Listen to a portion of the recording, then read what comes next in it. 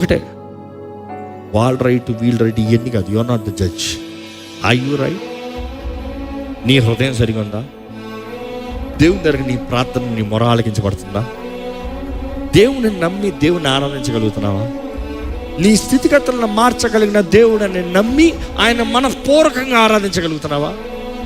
లేకపోతే నా మనసు బాగాలేదు కాబట్టి నేను ఆరాధించను, నేను ప్రార్థన చేయను అన్న రీతిగా నోరు కట్టుకుని కూర్చుంటారా?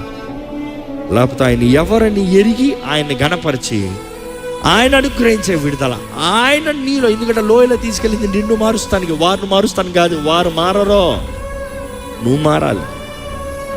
లోయలోకి తీసుకెళ్ళిన దేవుడు నిన్ను చెప్తున్నాడు నువ్వు మారాలని.